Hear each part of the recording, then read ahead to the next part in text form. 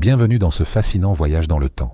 Avant de commencer, comme toujours, nous vous invitons à vous abonner à la chaîne et à activer la cloche de notification pour ne manquer aucun contenu à venir. Commençons tout de suite. Parmi les nombreuses découvertes archéologiques de ces dernières décennies, peu ont su allier aussi parfaitement le charme historique et l'amusement que celle d'un objet aussi curieux qu'emblématique. Une chaise aux formes inhabituelles, équipée de poignées et de supports placés à des endroits singuliers. Ce n'était pas un simple meuble, mais une véritable relique conçue pour offrir plaisir, confort et une touche d'excentricité à son célèbre propriétaire. L'origine de cette chaise et son usage ont longtemps alimenté les hypothèses des historiens, chercheurs et passionnés du monde entier. Tout commença un matin d'automne lumineux, lorsqu'un groupe d'archéologues tomba sur un objet qui allait marquer leur mission à jamais. Lors d'une campagne de fouilles dans une zone résidentielle noble, des fragments de bois, des clous en fer et des sangles de cuir commencèrent à émerger. Personne n'imaginait alors qu'il s'agissait de la fameuse chaise de l'amour ayant appartenu au roi Édouard VI, un souverain aussi célèbre pour son style de vie royal que pour sa vivacité dans l'intimité. Au fur et à mesure que les composants de la chaise étaient récupérés et assemblés, la surprise grandissait. À première vue, cela ressemblait à un trône décoratif ou peut-être à un appareil d'exercice médiéval. Mais plus la forme se précisait, plus il devenait évident qu'il s'agissait d'un objet destiné à des usages bien plus intimes. La nouvelle se répandit rapidement, et la presse internationale ne tarda pas à s'emparer de l'affaire. Une fois restaurée, la chaise révéla une structure conçue pour soutenir et faciliter certaines positions amoureuses. Le design, hautement non conventionnel, parlait de lui-même. Appui-tête inclinable, accoudoir réglable, support pour genoux ou pieds. Tout semblait pensé pour stimuler la créativité dans la chambre du roi. Édouard VI, déjà connu dans les chroniques de son époque pour sa passion débordante et une vie sentimentale riche en scandales, utilisait souvent cette pièce de mobilier, à tel point que les cloches de la chapelle royale résonnaient parfois en même temps que les rires provenant de ses appartements. Cette chaise n'était pas seulement fonctionnelle, elle faisait partie intégrante du mythe qui entourait sa personne. La réaction du public fut phénoménale. Entre journaux, magazines et plateformes numériques, l'image de la chaise devint virale.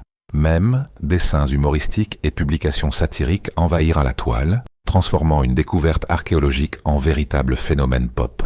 Les recherches en ligne sur la chaise de l'amour explosèrent, et des millions de personnes voulaient en savoir plus sur cet objet excentrique et son fascinant propriétaire. Face à un tel engouement, les autorités muséales décidèrent de ne pas reléguer l'objet dans un entrepôt. Une exposition temporaire fut alors organisée dans une aile consacrée à la vie privée des monarques, dans le but de raconter un aspect plus humain et intime de la royauté. Le jour de l'inauguration fut mémorable. Une longue file de visiteurs, entre rires et commentaires moqueurs, se forma devant le musée pour admirer de près cette chaise incroyable. Les interprétations sur son utilisation réelle ne manquèrent pas. Certains historiens avancèrent l'idée qu'elle avait été conçue pour aider Édouard à maintenir une activité physique malgré son âge avancé et sa corpulence. Tracy Borman, conservatrice des palais royaux historiques, apparut à la télévision avec une réplique de l'objet en déclarant ironiquement « Il y a de la place pour deux femmes, une au-dessus, une en dessous. Mais celle en dessous, comment elle s'impliquait reste un mystère. » D'autres théories plus fantasques affirmaient que la chaise servait de zone d'attente pour les maîtresses du roi, permettant à l'une d'observer les ébats en cours. Quoi qu'il en soit, ce qui impressionnait, c'était la minutie avec laquelle l'objet avait été conçu, prouvant que même les souverains savaient s'accorder des moments de légèreté. En 2020, une réplique de la chaise fut même mise en vente par un antiquaire de la Nouvelle-Orléans, aux États-Unis, pour environ 8 000 €. L'intérêt fut tel que des acheteurs du monde entier se manifestèrent, faisant de l'objet un symbole international d'une époque qui, malgré sa rigidité apparente, recelait des élans d'humanité et d'humour. Avec le temps, la chaise de l'amour d'Édouard VI est devenue bien plus qu'un simple meuble. Elle est le rappel que même les figures les plus puissantes du passé avaient besoin de distraction, d'intimité, et pourquoi pas, d'un peu d'excentricité. Un détail qui humanise l'histoire et nous rappelle que la royauté ne se résume pas aux fastes et aux cérémonies. Cette histoire a même fait réfléchir les universitaires les plus austères. Certains anthropologues culturels ont souligné que ce type d'objet pouvait révéler des dynamiques sociales complexes et offrir un regard authentique sur la vie quotidienne de ceux qu'on voit souvent uniquement comme des symboles de pouvoir. La chaise, comme bien d'autres objets retrouvés à travers les siècles, devient ainsi un pont entre l'intimité historique et la curiosité moderne. Il n'est donc pas étonnant que plusieurs musées européens aient demandé à emprunter l'original ou sa réplique pour des expositions temporaires, contribuant ainsi à faire connaître la légende du roi et de sa célèbre chaise au-delà des frontières.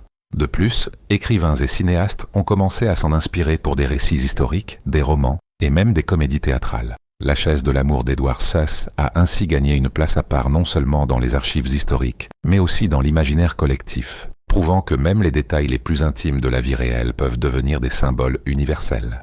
Dans un monde où la distance entre le pouvoir et le peuple semble souvent infranchissable, un objet comme celui-ci peut nous faire sentir, au fond, tous un peu plus semblables.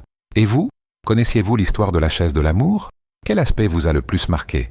Écrivez votre avis en commentaire. Laissez un super like si cette histoire vous a amusé ou intrigué. Et n'oubliez pas de partager la vidéo avec vos amis, parce que parfois, l'histoire nous fait rire bien plus qu'on ne l'imagine. Restez avec nous pour d'autres voyages surprenants dans le temps.